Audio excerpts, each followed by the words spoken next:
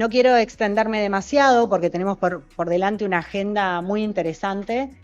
pero sí comenzar agradeciendo, diciéndoles que esta agenda del Día del Futuro que pueden consultar y que va a estar ocurriendo durante toda la semana, empieza aquí en el Parlamento Nacional con todo lo que eso significa para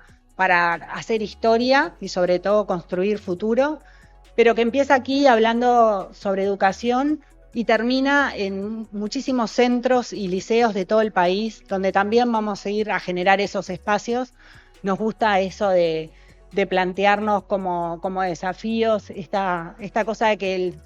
pensar en el futuro no sea solo para algunos privilegiados, sino justamente cómo a partir de este presente y de socializar esos desafíos podemos construir en base a una escucha activa.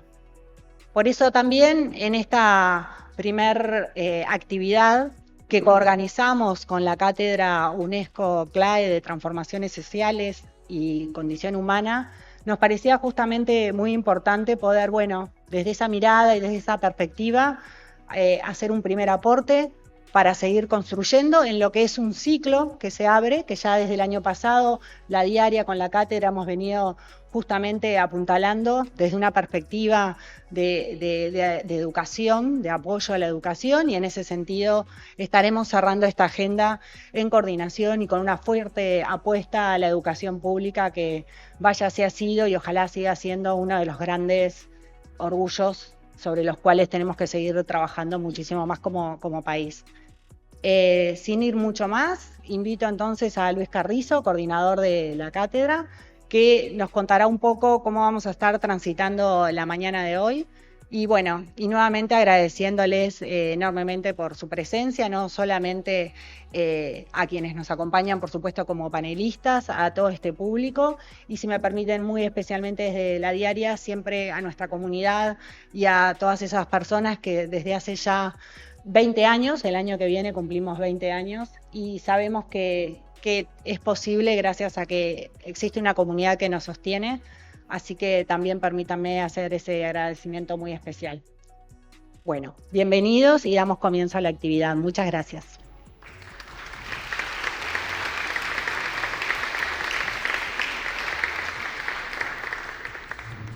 Muy buenos días. Realmente un día que nos acompaña con luz, que es lo que esperamos que este encuentro aporte a la reflexión sobre temas tan sensibles. Le quiero agradecer muchísimo a Lucía Pardo, compañera de ruta en este emprendimiento, gerenta de proyectos especiales de la diaria, y por supuesto a la diaria como coorganizadora de esta actividad. La Cátedra UNESCO de Transformaciones Sociales y Condición Humana es una iniciativa joven, cumplió un año. Sin embargo, ha sido un año de gran intensidad. Es un proyecto que se enlaza, que se inspira en el pensamiento de uno de los pensadores humanistas más importantes de nuestra época, el francés y universal, diría yo, Edgar Morin, que ha sido nutriente de nuestra acción durante los últimos 25 años, antes incluso de su presencia en Montevideo, allá por el año 1998, ha nutrido nuestra reflexión, nuestras propuestas, nuestras iniciativas institucionales, y hoy está junto con nosotros, no solamente en la cátedra como presidente de honor, sino también en su vocación de aporte. Mandó un saludo especialmente para el día de hoy, felicitando a la iniciativa y a todos sus organizadores. Y también esta cátedra se inspira en los valores humanistas del CLAE desde sus orígenes, como Centro Latinoamericano de Economía Humana en el año 1957, inspirados en la obra señera del padre José Luis Lebret, que trabajó duramente desde una perspectiva del conocimiento sistematizado, pero con grandísimo, profundo compromiso social, y que fundó el movimiento Economía y Humanismo, del cual abreva la filosofía del CLAE, que es donde esta cátedra se aloja. No podría ser de otra manera. La sustancia parecida, la convergencia de reflexiones entre el pensamiento complejo humanista de Edgar Morin y los orígenes del CLAE. Y por último, pero no menos importante, UNESCO. UNESCO como sello, como inspirador, como marco de acción de esta cátedra, que no es un sello arbitrario ni casual, es señal de un compromiso profundo con la misión de la Organización de las Naciones Unidas para la Educación, la Ciencia y la Cultura, que fue fundada precisamente en este año, hace 80 años, con la misión de conseguir la paz, de construir baluartes de paz en las mentes de hombres y mujeres de nuestro mundo. Porque es allí, decía la carta, el preámbulo de la Carta Constitucional de la UNESCO, es allí donde se generan las guerras, allí será entonces donde construyamos los baluartes de paz. Una misión que hoy día, estamos en septiembre de 2025, no puede ser más oportuna, lamentablemente no puede ser más vigente. Tenemos un mundo convulsionado y la inspiración de la UNESCO nos orienta, incluso desde la perspectiva de cómo generar investigación científica que ilustre, que ilumine, que informe la política pública. Por eso nuestra cátedra está íntimamente vinculada al programa MOST, de gestión de las transformaciones sociales de la UNESCO. Esas tres vertientes hacen que esta cátedra no pueda estar hoy sin hablar de educación y cultura de paz.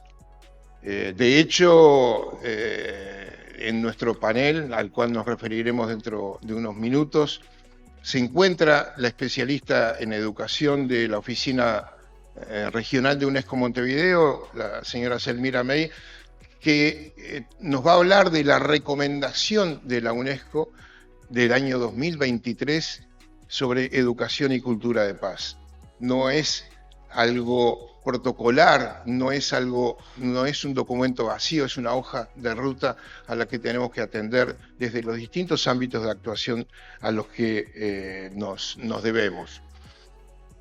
Decía Lucía que esta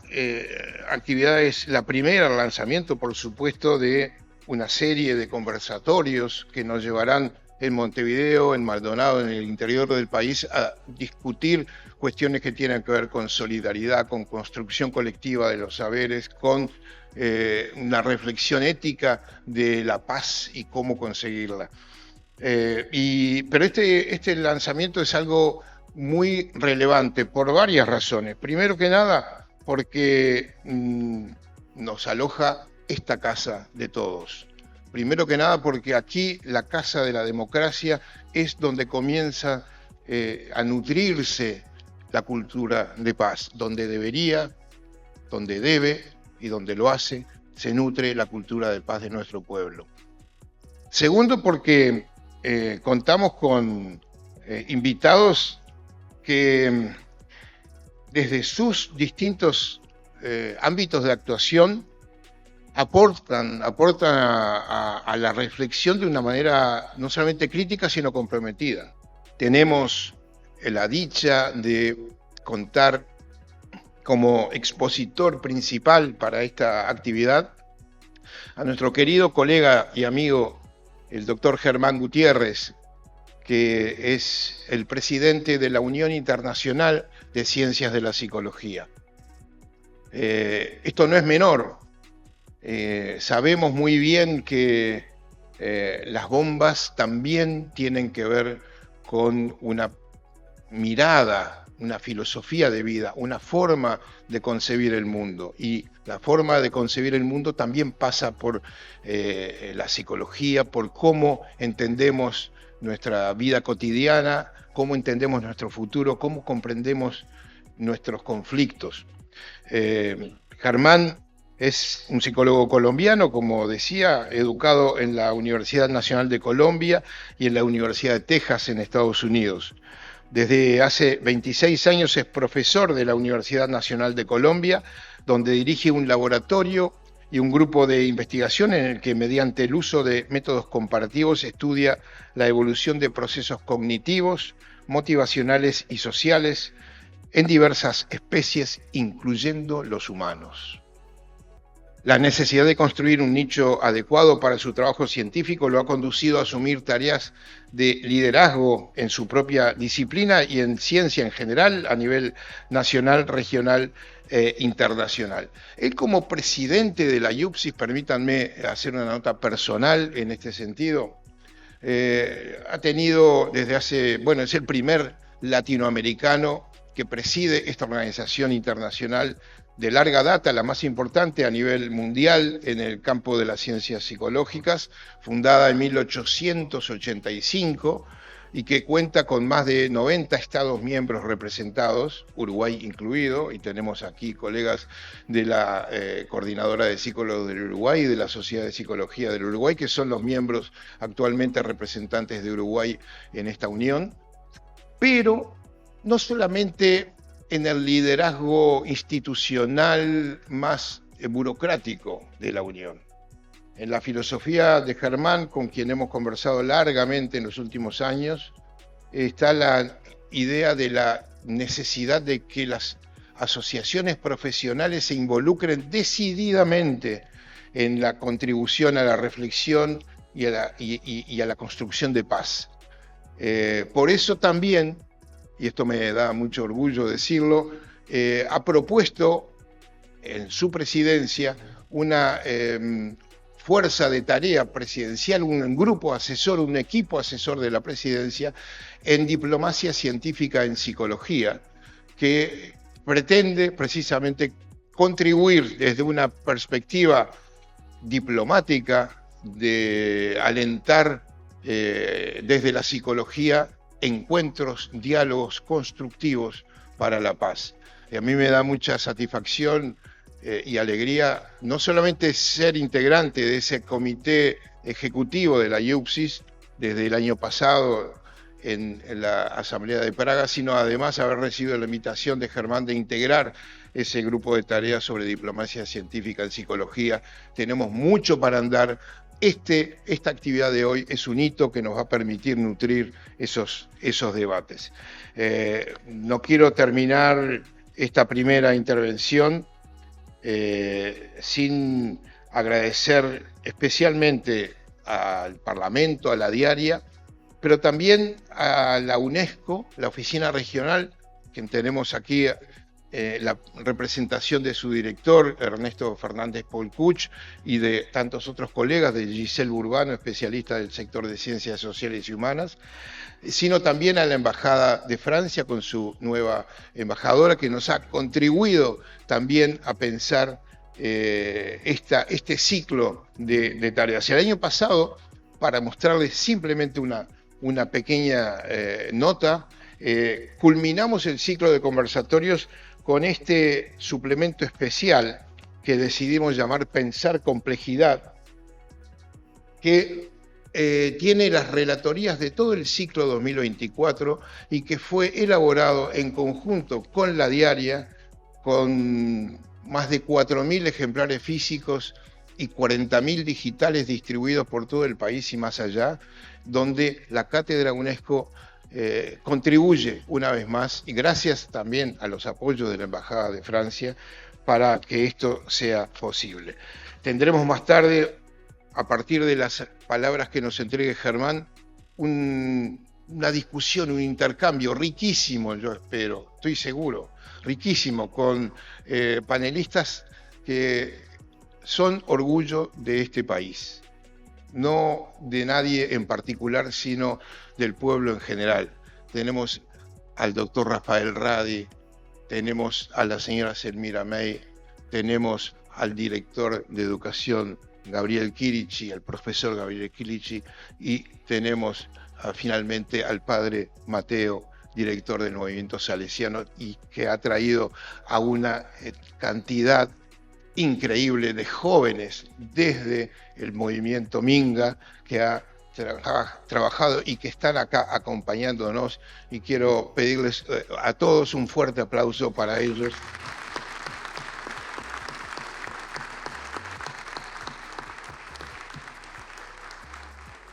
Precisamente de esto se trata, educar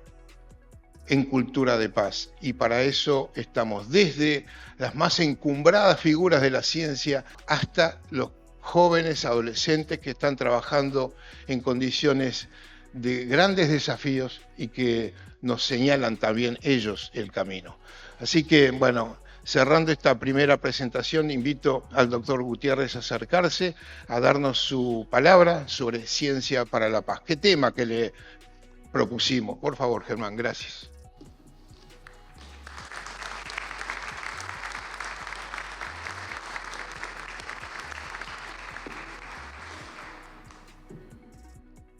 Muchas gracias, Luis, y muchísimas gracias a todos ustedes por su presencia, por la invitación a este lugar tan bello y tan significativo para el evento que se está empezando el día de hoy. Yo quisiera empezar señalando que la Unión Internacional de Ciencias Psicológicas, tal como lo dijo Luis, tiene pues una larga tradición. El primer Congreso Internacional de Psicología fue organizado en París, en el contexto de la Feria Mundial, el mismo año en que se inauguró la Torre Eiffel.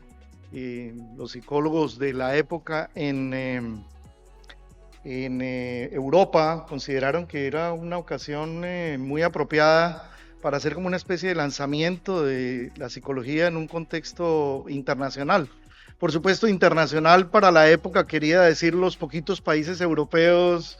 en los que se practicaba lo que se denominaba ya y se vendría a denominar un poco más adelante la psicología. Y en ese momento se fundó un grupo que tenía como tarea principal la promoción de la psicología a nivel internacional. Esto pues fue creciendo a lo largo del tiempo y interrumpido por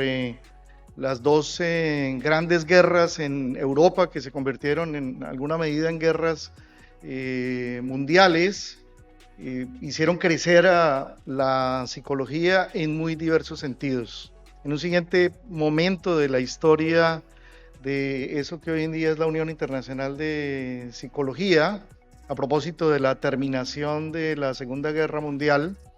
y de la fundación tanto de las Naciones Unidas como de la UNESCO, justamente la UNESCO con ese propósito que ustedes conocen muy bien de tratar de prevenir una siguiente guerra, una tercera guerra mundial, se planteó la idea que esto era posible de hacerse solo si de alguna manera contribuíamos a la comprensión entre las poblaciones humanas y se consideró que esto podía hacerse principalmente a través de tres pilares fundamentales que eran la ciencia, la educación y la cultura. Y como parte de esa tarea, uno de los ejercicios en particular con los científicos alrededor del mundo fue la creación o recreación o fortalecimiento de aquellas uniones, en el caso de las que ya existían, de fortalecerlas, y en el caso de las que no existían, de constituir algunas a partir de organizaciones ya existentes. Así pues que esa, digamos, organización incipiente que existía para la internacionalización de la psicología en ese momento, se convirtió en la Unión Internacional de Psicología en 1951. Fueron varios años de gestación, etcétera, pero en 1951 se aprobaron sus estatutos. Y la Unión Internacional de Psicología continuó en ese esfuerzo, digamos, de internacionalización, en principio para llevar la psicología y para reconocer la psicología y recoger el conocimiento de la psicología de muy diversos lugares del mundo, y luego ese esfuerzo de internacionalización de la psicología se ha ido convirtiendo en un esfuerzo de globalización en el buen sentido, de reconocimiento mutuo entre lo que hoy en día denominamos el norte global y el sur global, y de promoción de la cooperación. Un indicador que quisiera en ese sentido recoger las palabras de Luis, un indicador digamos, de cambio claro, que creo que aplica a diversas uniones internacionales de ciencia, es el hecho de que sus liderazgos han ido tomando una dirección, digamos, más verdaderamente internacional, representativa, etcétera. Apenas hace unos 12 años, 16 años quizás, tuvimos el primer presidente, como digo, de eso que se denomina el Sur Global, el profesor Sats Cooper de Sudáfrica. Hace apenas 6, 7 años tuvimos la primera presidenta mujer del Reino Unido, la profesora Pam Maras, y pues más recientemente obviamente me siento muy honrado por ello, pero también al mismo tiempo siento un compromiso muy importante, el primer presidente latinoamericano de la Unión. Creo que eso muestra, un poquito lo conversábamos ahora hace unos minutos, los alcances de esos procesos de democratización, de apertura, de reconocimiento mutuo de la ciencia alrededor del mundo, no como una actividad de élite, sino como una actividad verdaderamente que cumpla para todos, para las sociedades, pero también que cumpla en sus principios más fundamentales de ayudarnos a comprender la naturaleza con los diversos lentes que tenemos desde las diversas disciplinas. Tal como lo dijo Luis, yo soy un psicólogo experimental, un psicólogo formado en psicología experimental, con intereses pues principalmente en el laboratorio. A veces pienso en la intimidad de los recuentos que uno hace sobre sí mismo, si no estaba tratando de huir de ese otro aspecto como más obvio de la psicología, que era lidiar con los humanos, y entonces irme a trabajar con animales en el laboratorio, pues supongo que era una forma de hacerlo, pero también respondía como a una fascinación y a un interés que siempre me ha ubicado como en los bordes de mi propia disciplina. Y ese borde ha sido en conexión con principalmente con las áreas de las ciencias biológicas, y por ello trabajo con múltiples especies animales. He trabajado, hoy mencionaré un poquitico de ese trabajo con modelos aviares, he trabajado con insectos, he trabajado con primates, incluyendo a los primates humanos también. Pero pues en ese arco que nos ofrece la vida, mi trabajo, y en este caso particularmente las actividades de liderazgo, me han llevado a reconectar con los humanos y a pensar de qué manera ese esfuerzo sostenido durante muchos años, no solamente en el laboratorio, sino también en el campo, haciendo observación de diverso tipo, trabajando en colaboración con múltiples personas alrededor del mundo y de múltiples disciplinas, puede contribuir en alguna medida a nuestro bienestar y a ese gran acuerdo al que hemos llegado, aún con las dificultades que experimentamos en diversos lugares y en diversos momentos, de buscar una mejor sostenibilidad para todos nosotros. Es decir, que no solamente se trata del bienestar de los humanos, sino del bienestar de nuestro planeta. Permítame devolverme a una pequeña nota histórica. En 1945, apenas unos meses después de la terminación de esa guerra que devastó a Europa, a Japón y a otros lugares del mundo, un psicólogo llamado Gardner Murphy editó un libro que se llamó Naturaleza Humana y Paz Duradera. Ese libro recoge un manifiesto que habían publicado y que habían firmado cerca de 4.000 psicólogos, principalmente de Estados Unidos en ese momento, quizás como resultado del papel que venía jugando Estados Unidos en ese proceso social de la guerra. Recogía un manifiesto que buscaba tratar de mostrar que la ciencia tenía cosas para contribuir a esa paz duradera. Pero además del manifiesto mismo, que es bastante conocido para el público, el libro editado por Murphy recogía en la medida de lo posible algo del principal conocimiento que se tenía hasta esa época y que consideraba él y los otros autores del libro que podían contribuir a evitar la guerra hacia el futuro y construir una paz duradera, es decir, no solamente tener una paz en el sentido negativo, sino una paz también en el sentido positivo. Si bien es cierto que desde entonces, pues en ese momento todavía no se hablaba en esos términos, ya desde entonces existía esa idea de que era necesario y era mucho más potente, pero también más difícil construir una paz en el sentido positivo, porque requería esfuerzos de múltiples niveles, esfuerzos de tipo político, esfuerzos de tipo social, educativo y por supuesto esfuerzos desde la ciencia. Murphy era un psicólogo y un humanista, y consideraba en ese momento que parte de la guerra se debía a la naturaleza humana. ¿Qué era exactamente esa naturaleza humana? Pues es algo que nosotros venimos debatiendo y estoy seguro que hoy puede que surjan algunas ideas sobre ello, pero como ustedes saben ha habido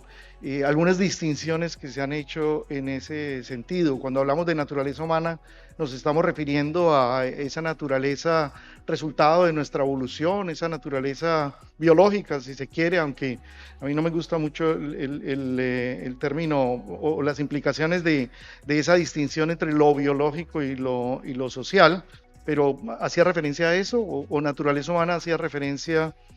a lo que era resultado de nuestra educación y nuestra cultura. Y Murphy dejó esto como un poco abierto sin asumir un compromiso demasiado importante en ese sentido. Creo que todos nosotros, al menos en conversaciones que pueden ir del asado al café, a la cerveza, no es difícil que lleguemos rápidamente como a una idea, y es que hablar de paz, inclusive y especialmente en esta época en la cual estamos viviendo digamos ataques muy dirigidos en ese contexto, pues que a veces uno tiene la sensación de que esta tarea de no solamente de hablar, sino de hacer contribuciones a la paz, podría ser como una especie de tarea digna de ser incluida en eso que la muy distinguida autora uruguaya Cristina Peri Rossi incluía en el Museo de los Esfuerzos Inútiles. Y pues obviamente no quisiera pensar que es así, pero de vez en cuando tiene uno esa fuerte sensación, ¿cierto?, de que inicia un esfuerzo que quizás no llega a una fruición. Pero si hay algo, y al final de mis palabras quisiera regresar a eso, pero si hay algo que caracteriza a los científicos, yo diría que es un par de cosas. Uno, que somos un poco tercos, es decir, que somos persistentes. Si no fuéramos persistentes, pues especialmente aquellos que hacemos cierto tipo de ciencia, tenemos los anaqueles llenos de experimentos fallidos. Y solamente algunos que al final terminan siendo publicados y son exitosos. Entonces necesitamos un poquito de persistencia y de terquedad para tareas que se consideran que son muy complicadas. Y lo otro es que nos encanta abordar problemas difíciles y problemas complejos y crecientemente complejos. Entonces me gustaría pensar que ese espíritu, seguramente hay muchas otras cosas que nos caracterizan como científicos, pero que ese espíritu que caracteriza a la ciencia o a ese gremio de los científicos pueda ofrecer algún tipo de contribución en ese sentido, y que no se trata realmente de un esfuerzo inútil, sino de un esfuerzo que tiene alcances, pero que por supuesto no se mueve linealmente, sino que se mueve un poquito como en espiral, ¿no? A veces un regreso, damos 2 pasos adelante y 1 atrás, y a veces al contrario, pero esa persistencia es tremendamente importante.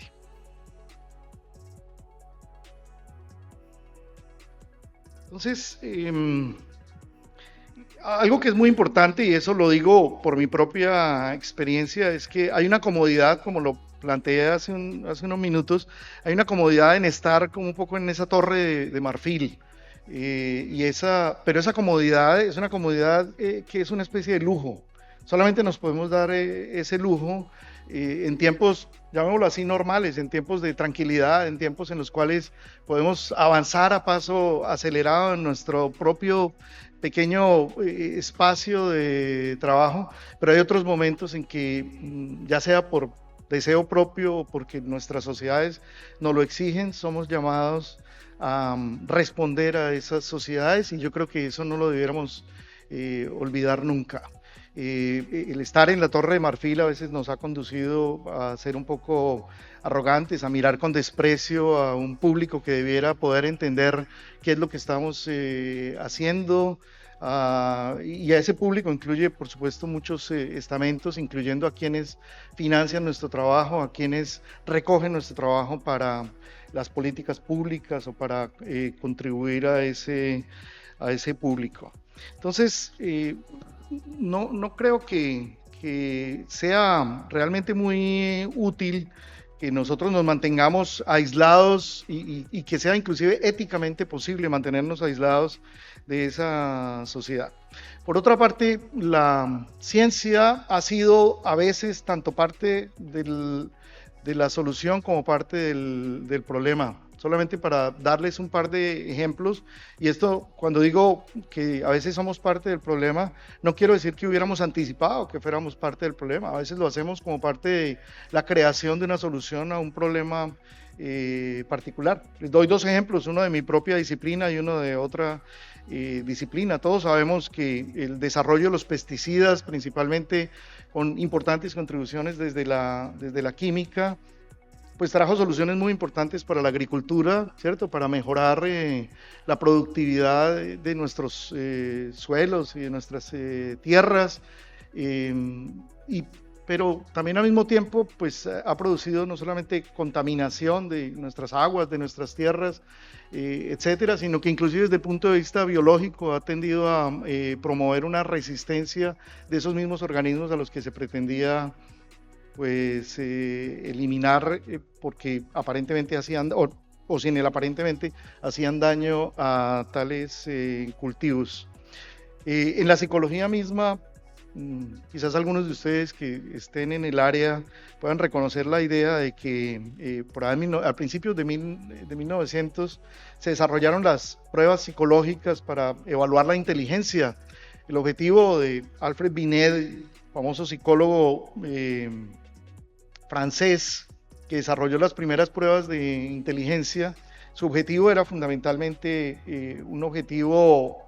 propositivo. Se trataba de tratar de entender cuáles eran las dificultades que estaban experimentando niños que se encontraban en condiciones de vulnerabilidad en la Francia de la época y que no podían aprender adecuadamente pues, las lecciones en la escuela. Sin embargo, a lo largo del tiempo, esas pruebas de inteligencia con mucho refinamiento terminaron convirtiéndose o han terminado convirtiéndose en una fuente de discriminación, en una fuente de separación de los individuos, con frecuencia casi que más que en una fuente de apoyo a los individuos con dichas vulnerabilidades. Así que esos efectos pues a veces son inesperados y pues significa que nosotros tenemos que hacer un esfuerzo por tratar de ser lo más posible una parte de la solución, pero también ayudar a corregir cuando ese no es el caso. Entonces, ¿qué significa ser parte de la solución, ¿cierto? Para los científicos. Incluya una especie de activismo político. Y yo reconozco que esa ciertamente es una posibilidad. Todos como ciudadanos tenemos la posibilidad y en ocasiones la obligación de participar en ese contexto. Pero si me permiten, no es que quisiera negar tal posibilidad, pero como digo, si me permiten, creo que sobre todo estando en ciencia, tenemos algunas herramientas para inclusive ir un poco más allá y tener una mejor capacidad de impacto desde el trabajo que nosotros hacemos, que excede un poquito más ese nivel más básico del trabajo del ciudadano. Así que lo que quisiera sugerir en el resto de mi presentación es que justamente la idea de conocer, comprender y convivir pues sean como el fundamento de esa comprensión. En primer lugar, pues es nuestra tarea en general ayudar a comprender la naturaleza, por otra parte, ayudar a la sociedad a comprenderse a sí misma y finalmente ayudar a la sociedad a cambiar y a cambiarse a sí misma, ojalá basados, como decimos hoy en día con mucha frecuencia, en esa evidencia fuerte que ofrece la ciencia. Por supuesto que hay un reconocimiento creciente, quizás no ha existido siempre, pero hay un reconocimiento creciente de que existen múltiples formas, múltiples instancias de conocimiento de la naturaleza y del mundo, y la ciencia sin duda es uno de ellos, pero es un tipo de conocimiento que ha sido especialmente,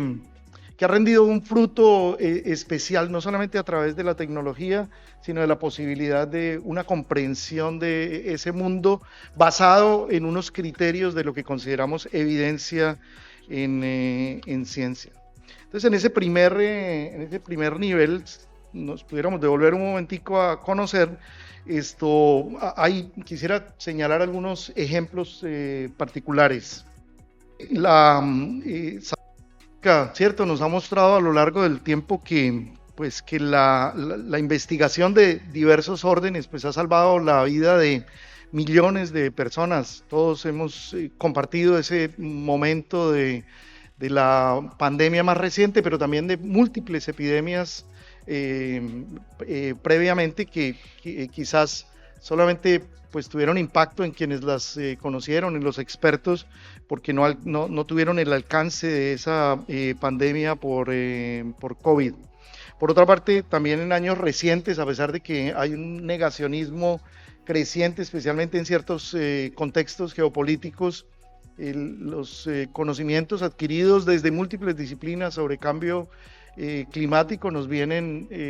no solamente alertando, sino vienen conduciendo a cambios legislativos, a cambios en nuestra forma de comportarnos, en nuestra forma de comprar, en nuestra forma de interactuar con la naturaleza en búsqueda de tratar de prevenir una catástrofe climática mayor de la que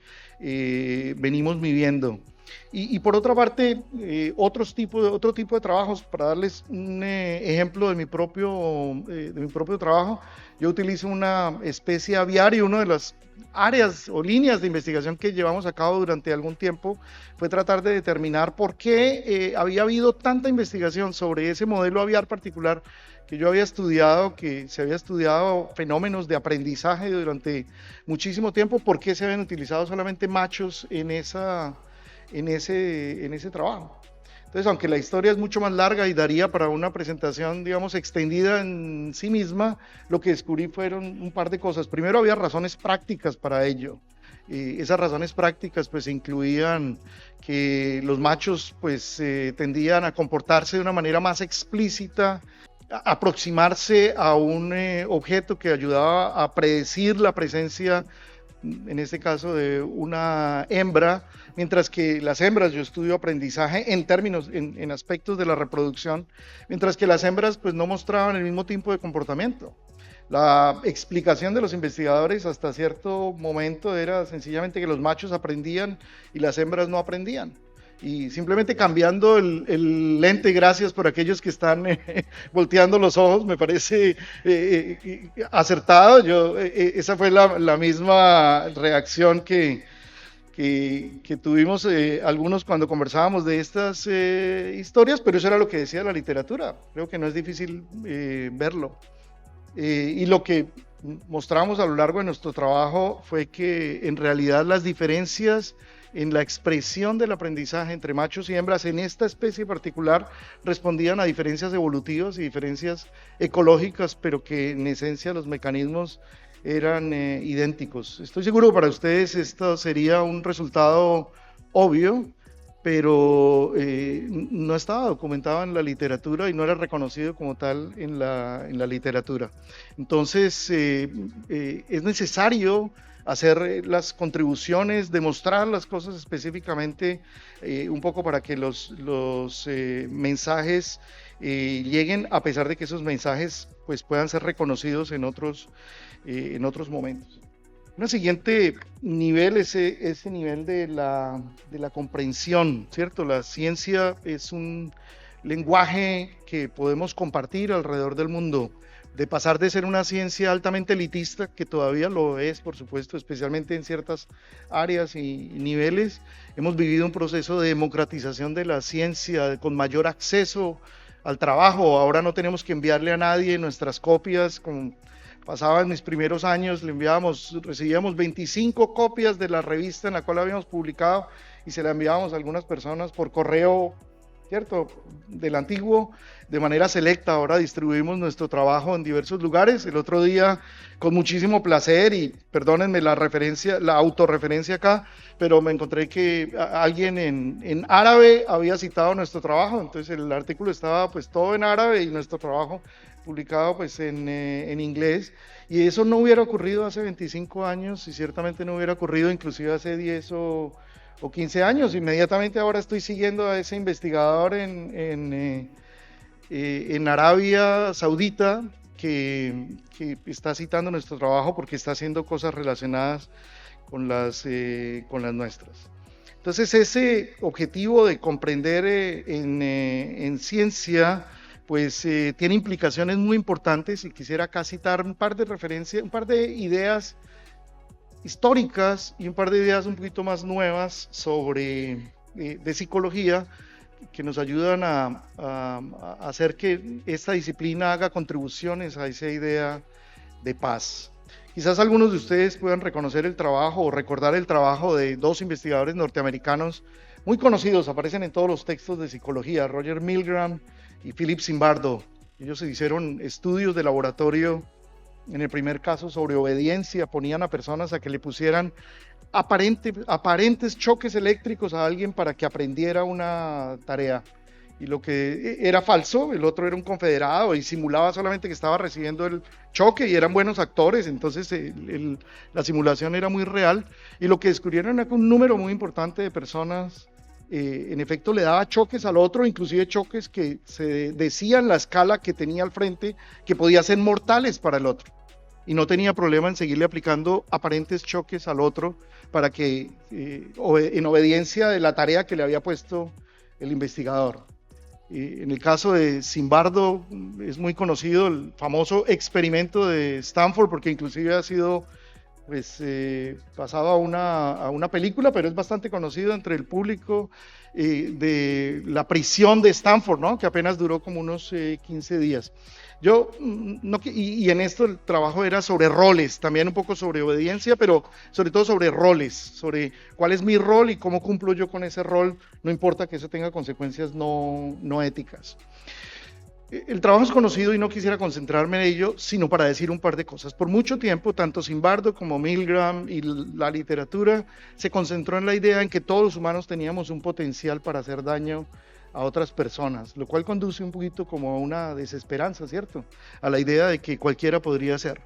Pero aquí hay un par de problemas importantes. Uno es que, sobre todo el trabajo de Zimbardo, no fue exactamente como lo planteó Zimbardo. Sí, y hay un problema ético desde el punto de vista de cómo hacemos experimentos. Había una inducción de parte de Zimbardo de los resultados. Eso es para él responderle a la historia. Pero más importante que eso, en los dos casos había personas que no seguían el rol y que no obedecían al experimentador en darle choques a otra persona. Es decir, que había algunas personas que eran capaces de resistir tal tipo de efecto, y esas son personas interesantes de estudiar, porque esas personas podrían ser los ciudadanos que resisten, las pequeñas resistencias en contextos en los cuales pareciera que tenemos un nuevo renacimiento de los autoritarismos alrededor del mundo y en diversos contextos, no solamente los más altos de la geopolítica. Por otra parte, en estudios un poco más recientes, espero que ustedes también reconozcan el trabajo de alguien que falleció recientemente, que se llama Frans de Waal. Frans de Waal estudió primates, principalmente chimpancés, pero no exclusivamente, y tiene dos estudios muy bonitos, uno con Sarah Brosnan y otro de su propia observación con otros estudiantes de posgrado. En su estudio con Sarah Brosnan, ellos expusieron como a dos primates, a dos, yo creo que eran zeus, y a uno le daban, a los dos les daban en principio por una tarea muy sencillita, ¿cierto? De pasarle una piedrita al experimentador y la experimentadora les devolvía un poquitico de pepino, ¿de acuerdo? El pepino pues está bien y para los primates les gusta, pero luego en una siguiente fase a uno de ellos le devolvía pepino, ¿cierto? Por pasarle la piedrita, y al otro empezó a darle una uva por pasarle la piedrita. Nosotros, como los primates, creo que estamos de acuerdo en que es preferible la uva que el pepino, ¿cierto? Aunque comemos pepino. Y el que empezó a recibir la uva, pues estaba feliz. El que siguió recibiendo el pepino, aunque no cambió su condición, empezó a molestarse como un poquitico, ¿cierto? Y entonces le entregó otra piedrita a ver qué pasaba, y la experimentadora le entregó otra vez un poco de pepino, y al ver que al otro le estaban dando la uva, pues cogió el pepino y se lo tiró a la cara de la experimentadora. Ese efecto de frustración sugiere un poquito un sentido de justicia que es identificado en los primates. Por supuesto que para los humanos nuestro mundo es tan tremendamente complejo que inequidad pues se convierte, identificar exactamente en qué sentido estamos pensando en algo como inequitativo, pues es bien complejo, pero no por ello menos importante. Un segundo trabajo de Frans de Waal apunta a un tema muy importante en paz, que es el tema reconciliación, o reconciliarse, en el caso de los primates, abrazarse, expulgarse, etcétera, intercambiar alguna comida, puede ser una fuente muy importante de mantenimiento de la paz en los grupos, y eso significa pues que hay una necesidad digamos, de manifestación de estas ideas. Hay dos grandes teorías que nos hablan sobre paz. Aquellos de ustedes que estén en ciencia política me van a perdonar las deformaciones que yo presente en este instante al respecto, pero dentro de esas dos grandes teorías tenemos una teoría que es la teoría realista y una teoría liberal del conflicto. En la teoría realista pues hay un énfasis mucho más fuerte en quienes son pues un poco más poderosos, pero muy importante en cuáles son mis intereses en un momento particular, por los cuales yo simplemente voy a tomar un recurso que considero que es de importancia estratégica para mí. Gracias. En esa teoría, pues la idea, por ejemplo, para los conflictos geopolíticos, es la idea de que si yo necesito algo, pues lo tomo, especialmente si tengo la capacidad de hacerlo, y luego más tarde haremos ajustes sociales para tratar de mirar o de resolver cualquier desajuste que haya sucedido en ese contexto.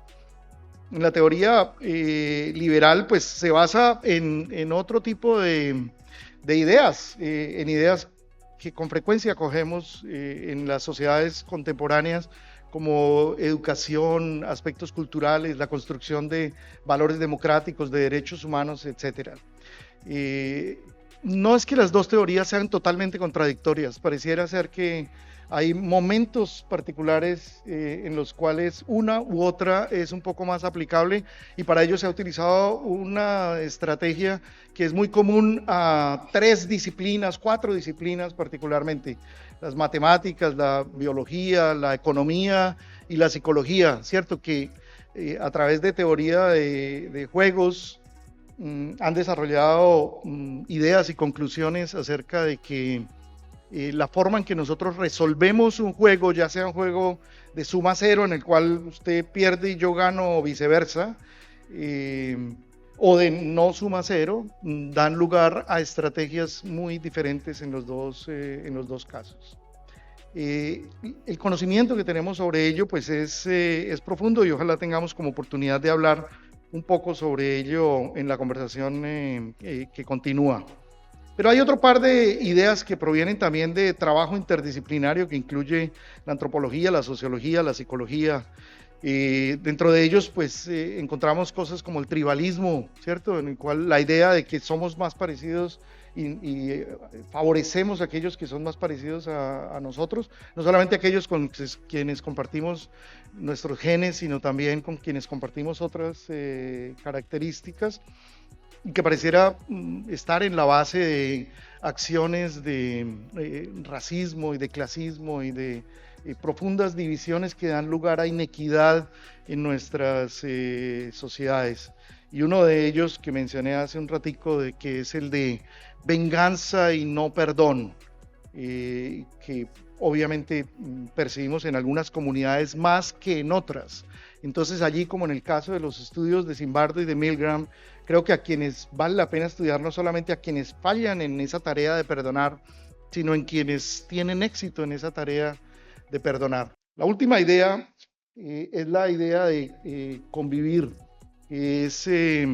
por supuesto que tenemos múltiples estrategias derivadas del trabajo de la ciencia, y aquí quisiera mencionar sobre todo ese trabajo que se viene haciendo de la diplomacia científica, por la cual nosotros podemos hacer contribuciones al desarrollo de la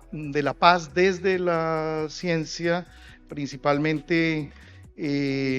con una ciencia que contribuye a entender la diplomacia, con una ciencia que puede ser utilizada como una especie de herramienta diplomática, y también como una ciencia que puede ser beneficiaria de ese ejercicio diplomático. Esas tres son los pilares de lo que denominamos la diplomacia científica. Pero quisiera terminar señalando un punto aquí clave de un par de áreas que apenas vienen siendo desarrolladas recientemente también de manera interdisciplinaria. En esto también hay un trabajo muy cercano entre las matemáticas, la biología y la psicología, y que podría ayudarnos a entender de qué manera nosotros podemos contribuir a la paz, pero también a otros procesos colaborativos, otros procesos de cooperación. En Bogotá, el hospital donde le prestaban servicios a mis hijos, se llama la Fundación Cardioinfantil, es una muy buena fundación, muy buen hospital. Ellos tienen una especialidad en temas respiratorios, y en alguna ocasión estaba llevando a mi hija cuando estaba pequeña y me encontré con una pared así grandísima en la cual había como unos pulmones en forma de árbol, ¿cierto? Casi que una obra de arte, ahí algo muy bonito, pero lo que noté fue que cada una de las hojitas tenía el nombre de alguien, y abajo aparecía pues la idea de que cada uno de ellos, de esas personas, fue un contribuyente a la construcción del edificio. Yo creo que esa estrategia la hemos visto en múltiples lugares. Esa estrategia recoge algo muy importante que a lo que nosotros a veces nos negamos, que es el reconocimiento social de alguien que hace una contribución, ¿cierto? Una donación. Para algunos de nosotros, yo no me cuento entre ellos, pero para algunas personas ahí hay una especie de corrupción de la idea. Nos gusta la idea de pensar que nosotros hacemos una contribución sin ninguna contraprestación, que hacemos una contribución completamente anónima. Pues bien, hay personas que investigan este tipo de cosas y han encontrado que el número de personas que están dispuestos a hacer una contribución anónima no asciende más allá del 15 al 20% de las personas que terminan haciendo una contribución. Entonces, lo que quisiera señalar no es que nos sintamos decepcionados con la humanidad por querer que eso sea, sino más bien que recojamos eso que pareciera estar recogiendo, que es parte de nuestra naturaleza, que es el vínculo social, el reconocimiento social, para hacer que mejoren las contribuciones, ¿cierto? Si el costo, me perdonan el pragmatismo, que inclusive algunos de ustedes podrían considerar extremo en este caso, si el costo es poner el nombre a alguien en una hojita y que su nombre, una hojita en la pared y que su nombre aparezca allí, no me parece una mala idea, siempre que entendamos que se trata de una forma de cooperación entre una institución y un individuo, entre dos individuos o entre naciones en general. Al fin y al cabo, hay algunas personas que vienen trabajando recientemente en un área que es extraordinaria, y pues esto lo menciono porque lo tengo en casa, mi esposa también es una psicóloga y ella trabaja en un tema muy bonito que es el tema de la gratitud. Y lo que ha encontrado es que ser grato, agradecer, ofrecer gratitud a alguien, creo que lo imaginarán algunos de ustedes, no solamente tiene un efecto extraordinario en el receptor de esa gratitud, sino aún más extraordinario en el proveedor de esa gratitud. Esas dos cosas que acabo de mencionar tienen como base nuestra profunda naturaleza social que hemos venido comprendiendo en los últimos tiempos a partir del estudio de la evolución de esa socialidad en el caso de los humanos, y son reforzadas a través de un mecanismo que es el mecanismo de la reputación. La reputación pues es algo que es una contribución muy importante desde el punto de vista social, no solamente a quien tiene esa reputación, sino al otro, porque le sugiere al público en general o a otras personas en particular que yo soy confiable en algo en específico. Entonces, en conclusión, tenemos estos tres pilares muy importantes: conocer nuestra naturaleza, comprender de qué manera podemos ayudar justamente a que nuestras sociedades se vean y se entiendan a sí mismas, y convivir, que tiene la implicación muy importante en ese sentido. Agradezco mucho, Luis, tu contribución sobre el